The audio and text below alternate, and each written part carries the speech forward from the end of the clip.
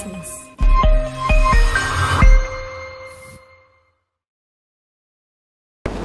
Assalamualaikum warahmatullahi wabarakatuh. Halo Sobat Oasis, selamat datang di Oasis, obrolan asik dan inspiratif. Tempat kita berbagi cerita, pengalaman, dan inspirasi dari orang-orang di sekitar kita.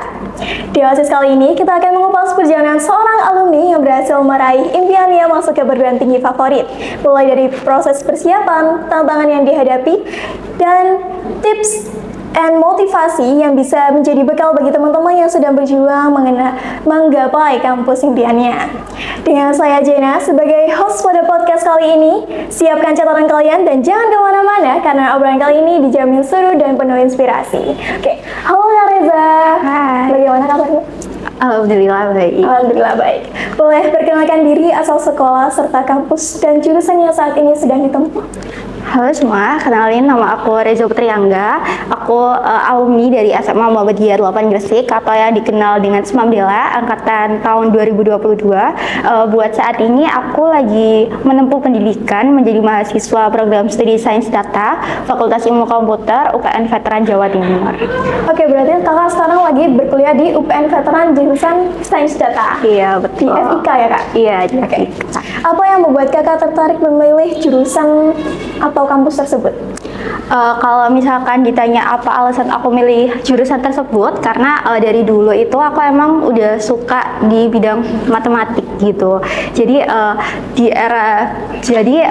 buat di era saat ini nih, selain di bidang matematik kan juga kita kan lagi ada di era digitalisasi gitu ya. Jadi aku lebih ngerasa bahwasannya sains data ini lagi dibutuhin gitu, karena sains data itu sendiri sebenarnya terdiri dari 3 rumpun ilmu, yaitu matematika, statistika, dan juga ilmu komputer gitu. Oh begitu ya. Untuk jalur seleksi yang kakak ikuti pada saat itu tuh apa? Kalau aku dulu tuh masuknya lewat jalur SNMPTN atau yang sekarang dikenal dengan SNBP ya. Jadi maka nilai rapot dan juga sertifikat prestasi gitu teman-teman. Waktu itu apa sih tantangan terbesar yang kakak hadapi untuk masuk seleksi ini? Kalau aku dulu itu karena aku alumni COVID ya, jadi di kelas 10 dan juga kelas 11 itu aku tuh COVID kan itu, jadi sekolahnya dari rumah aja gitu. Nah, karena sekolah dari rumah aja itu males atau enggaknya kita itu tergantung diri kita sendiri gitu kan ya teman-teman. Jadi kalau aku dulu tuh ngakalinnya aku tiap hari buat kayak to-do list hari ini mau ngapain aja gitu-gitu sih. Berarti pakai to-do list ya? Iya. Biar lebih produktif juga kan ya? Iya betul, biar lebih terstruktur juga. Oke. Bagaimana cara kakak untuk mengatur waktu antara belajar dan kegiatan lainnya? Selama di SMA atau di kuliah? Mungkin bisa dua-duanya. Kalau di SMA mungkin kakak pernah ikut PTM atau ekstra gitu? Kalau di SMA dulu aku gabungnya di IPM teman-teman, tapi ya karena COVID itu tadi ya, jadi semuanya itu serba terkendala gitu, jadi bisa fokus semuanya buat belajar itu sih. Kemudian kalau di kuliah ini aku nggak gabung Hima ataupun BEM, tapi aku lebih gabung ke kepanitiaan event yang diadain di jurusan ataupun fakultas gitu sih, karena waktunya lebih fleksibel juga gitu. Itu untuk kepanitiaan tuh fleksibel kan ya? Iya. Itu kakak pakai ada yang namanya volunteer gitu kan? Itu kakak ikut yang volunteer atau bagaimana?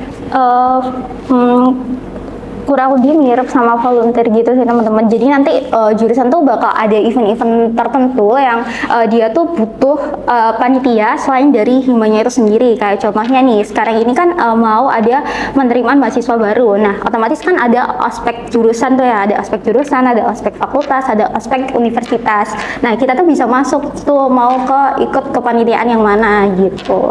Dan kita bisa milih juga kita mau divisi apa tuh, kan ada tuh divisi PDD, kemudian acara, humas, dan lain sebagainya, tergantung kita minatnya di mana gitu sih. Oh, berarti itu tuh daftarnya bisa kayak semuanya aku mau ke si acara gitu, itu bisa langsung diterima gitu? Nggak langsung diterima sih teman-teman. Jadi biasanya itu nanti kita disuruh ngisi Google Form gitu kan ya, ditanya alasannya apa, terus apa ya, kayak pengalamannya tuh di divisi itu tuh apa, terus nanti itu bakalan ada sesi interview gitu. Dan nanti kalau misalkan yang nyeleksi kita itu nganggap kita mampu di divisi tersebut, kita bakal dimasukin di divisi tersebut gitu sih. Oh, itu yang nyeleksi tuh BEM atau apa himanya? tergantung. Kalau jurusan tuh himanya, dan hima itu sendiri kan ada kayak apa ya, kayak bidang-bidangnya itu sendiri kan. Kayak misalkan ini ospek nih, berarti yang ngehandle itu bidang perkaderan gitu-gitu sih. Oh, Kalau fakultas ya BEM-nya gitu-gitu. gitu begitu. Oke, lanjut ke seberapa penting tryout dan latihan soal dalam persiapan seleksi kakak saat SNBP dan lain-lain gitu. Kalau misalkan seberapa penting tryout dan juga latihan soal-soal itu sangat amat penting ya menurutku. Karena kalau misalkan kita udah latihan nih tiap hari, kita kan harusnya udah lebih familiar nih ya. Tapi sebelum menjajaki ke tryout, kita tuh harus udah paham dulu basic-basic materinya. Nah, selama kemarin aku SMA tuh di kelas 10 dan juga kelas 11, aku tuh pahamin basic-basic materinya dulu. Jadi mendengarkan semua omongan guru, kita harus paham apa yang diomongin guru. Kemudian di kelas 12 awal tuh kita tuh udah mulai cari tuh jurusan, kampus, kemudian peluang masuknya tuh gimana sih. Kemudian kita research juga tuh kayak jalur masuk. Fun fact-nya, yang pakai nilai rapot itu bukan cuma SNM atau SNBP ya. Kalau sekarang tuh ada tuh kampus-kampus tuh yang dia tuh pakai nilai rapot gitu teman-teman. Jadi kita harus pinter-pinter gitu. Kemudian untuk tryout sendiri kan banyak tuh ya, kayak di platform digital sekarang gitu kan ya teman-teman. Itu sih ya. Oke, selanjutnya tuh apa yang menjadi motivasi terbesar untuk terus berjuang di kuliah ini? Kalau motivasi terbesar untuk terus berjuang di kuliah ini cuma satu sih teman-teman, kita tuh harus menyelesaikan apa yang udah kita mulai. Jadi apapun tantangannya yang ada selama perkuliahan ini tuh kita harus nyelesainnya gimana pun caranya. Ibaratnya tuh kita bisa masuk, kita juga bisa keluar gitu kan ya. Jadi kakak pernah ngerasain kayak semangat yang naik turun gitu nggak sih? Semangat naik turun tuh ya pasti ada dong, apalagi kayak di semester-semester akhir ya, karena semester-semester akhir tuh kan kayak udah nggak ada mata kuliah ya, tinggal skripsi. Dan kalau misalkan nggak dari diri kita yang mau melangkah, siapa yang mau kayak menyuruh kita gitu kan. Ibarat kalau di kuliah itu kan kita yang butuh dosen gitu ya teman-teman. Iya, benar. Jadi kayak apapun ya dilakuin aja, karena ya itu aja, kita tuh harus nyelesain apa yang udah kita mulai gitu sih teman-teman. Itu kayak based on ourselves sendiri gitu nggak sih? Betul. Selanjutnya, bagaimana cara menjaga semangat ketika hasil yang diperoleh belum sesuai harapan pada saat itu? Kalau belum sesuai harapan sih, apa ya, belajar tuh sih itu penting. Karena fun fact-nya pas di semester 1 dulu itu ada tuh mata kuliah tuh yang nilainya tuh dikirim. Jadi per kelas tuh kita saling tahu gitu loh hasil nilai kita berapa. Nah kalau misalkan nilai kita jelek banget kan ya kita juga malu gitu ya. Terus kayak juga satu sih teman-teman menurutku, kalau misalkan nilai kita jelek banget kan nanti ujung-ujungnya kita ngulang tuh mata kuliah. Kita juga ketemu lagi tuh mata kuliah itu di semester depan. Jadi kayak menambah beban gitu ya kesannya. Oh, jadi suka ngulang-ngulang gitu nggak sih? Iya, ngulang-ngulang kalau nilai kita kurang gitu ya. Standarnya di UPN tuh berapa? Nilai? Iya. Kalau mau dapat nilai A itu di atas 85 keseluruhannya. Lumayan ya. Lumayan, kerasa teman-teman. Terus bagaimana cara menentukan jurusan yang sesuai dengan minat dan kemampuan? Ya itu, pertama pahami diri kita sendiri. Kalau misalkan aku emang dasarnya suka matematika nih, berarti aku harus cari jurusan yang matematika, yang kurang lebih banyak matematikanya lah. Kemudian kalau misalkan suka public speaking nih, kayaknya kita cocok nih di ilmu komunikasi, gitu-gitu sih. Kemudian suka desain nih, kita bisa masuk di DKV. Iya. Selanjutnya ya nih, buat kakak apa keuntungan kuliah setelah lulus SMA ini? Keuntungan kuliah setelah lulus SMA ya, kalau kita tuh secara tidak langsung tuh kita tuh belajar apa ya, kayak belajar hidup lebih baik tuh gimana sih, terus relasi ke orang tuh gimana sih, terus secara nggak langsung tuh kita tuh bakal ngerasain perubahan-perubahan di diri kita gitu. Kayak dulu pas kita SMA tuh kita malas-malasan tuh guru-guru kayak masih ayo gitu ya. Kalau di kuliah kalau malas-malasan ya udah gitu, siapa yang mau ayo kecuali teman-teman kita yang kayak emang pure akrab gitu ya, gitu sih. Aku pernah pernah dengar nggak ada istilah kayak mahasiswa kupu-kupu gitu? Itu gimana konsepnya? Oh, mahasiswa kupu-kupu tuh kuliah pulang gitu loh teman-teman. Kalau kura-kura tuh kuliah rapat gitu kan. Nah kalau kupu-kupu tuh biasanya diajuin ke orang-orang yang nggak ikut organisasi gitu-gitu. Tapi menurutku cari pengalaman di kuliah itu nggak cuma lewat organisasi aja sih teman-teman. Ada juga tuh sekarang tuh magang. Jadi ada tuh kalau di jurusan aku tuh bisa magang tuh selama 2 semester. Satu semesternya dikonversi setara 20 SKS. Nah di semester 5 dan juga di semester 6 kemarin aku itu ikutnya di magang gitu. Jadi semester 5 aku magang di BMKG ya, semester 6-nya aku magang di PT Info Global Teknologi Semesta. Terus di semester 7 aku balik nyelesain mata kuliah wajib, terus sempro dan juga skripsi gitu. Cukup hektik ya Kak? Nah, cukup hektik tuh. Nah, sebelum aku tag podcast ini teman-teman, aku tuh sempat dengar dari kepala sekolah ya kalau semuanya Kak Reza ini itu salah satu lulusan sudah lulus kan? Sudah Lulusan terbaik di UPN di Sains Data. Gimana tuh Kak? Kok bisa sih? Spill dong. Soalnya karena dari awal itu sih teman-teman mungkin di semester 1 tuh aku ngerasain culture shock yang beneran kaget, yang kayak ternyata gini ya kuliah itu. Soalnya kayak ini ya aku baru mentas gitu kan. ya di masa betul. SMA. Nah dan kalau di jurusan aku tuh ada 3 kelas nih. Kelas A itu SNBP, kelas B SNBT, kelas C itu yang jalurnya mandiri. Nah aku kan otomatis masuk yang di kelas A ya.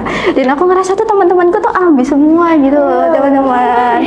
Aku ngerasa tuh teman-temanku tuh ambis semua gitu kan. Jadi kayak aku ngerasa tuh aku paling ketinggalan di situ gitu.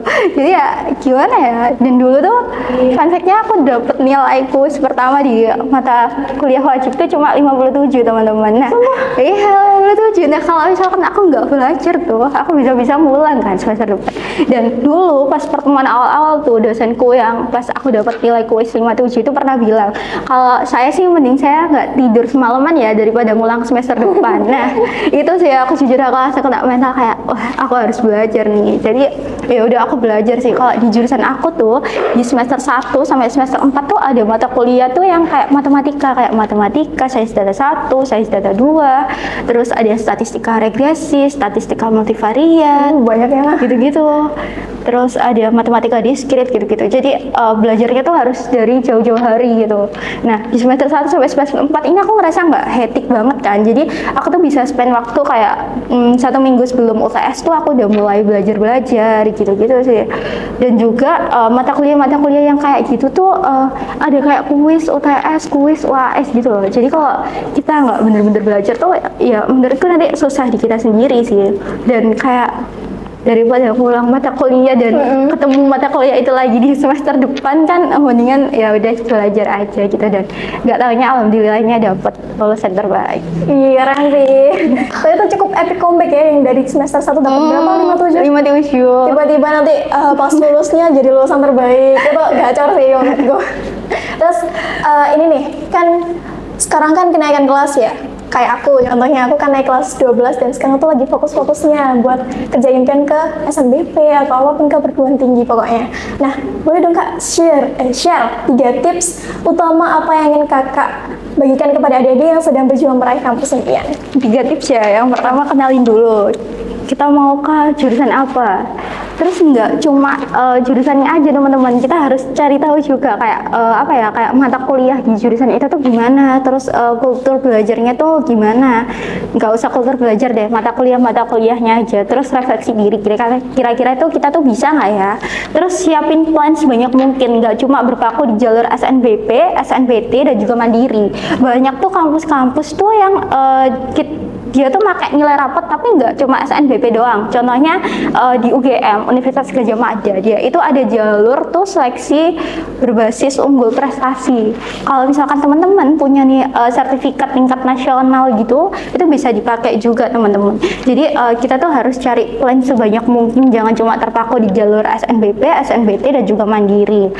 Terus yang ketiga, banyak-banyak tryout sih teman-teman, banyak-banyak tryout dari kelas 12 semester 1 tuh kalau emang maunya sebenarnya kita bisa milih sih teman-teman, mau santai di awal atau santai di akhir gitu sih menurutku. Nah kalau kita udah ngebut di awal, kita di akhirnya tuh lebih enak gitu kan ya. Lebih santai. Iya, lebih santai gitu sih ya.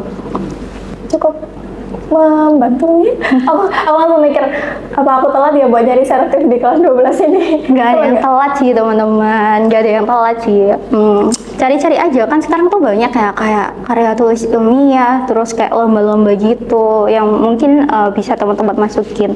Dan kalau misalkan teman-teman dari awal udah ngerasa kayak SNBP tuh apa ya, SNBP tuh susah-susah gampang ya menurutku ya. Nah aku dulu itu kayak setelah daftar SNBP aku udah nggak mikirin dia gitu teman-teman. Jadi aku tetap, karena aku join di bimbel di GO ya, jadi aku tetap datang GO, aku tetap try out kayak ya udahlah kalau dapet alhamdulillah, kalau enggak ya kita ikut SNBT. SNBT tuh kan jalur tes ya. Iya, jalur tes. Benar-benar belajar banget. Ya belajar dan juga jangan lupa berdoa sih teman-teman. Iya, itu paling penting kalau berdoa. Oke, mungkin cukup segini aja ya. Seru sekali obrolan hari ini. Terima kasih banyak kepada Kakak Reza Putri Angga atas cerita pengalaman dan inspirasi yang telah dibagikan. Semoga perjalanan yang telah diceritakan bisa menjadi penyemangat bagi sobat Oasis yang sedang berjuang meraih kampus impian. Ingat, setiap orang memiliki proses dan waktunya masing-masing. Jangan takut untuk bermimpi besar, berusaha, dan jangan lupa untuk selalu percaya kepada kemampuan diri sendiri.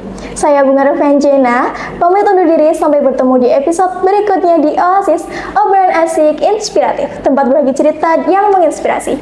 Tetap semangat, terus belajar, dan jadikan setiap langkah sebagai awal menuju masa depan yang lebih cerah. Sampai jumpa, Sobat Oasis. Wassalamualaikum warahmatullahi wabarakatuh.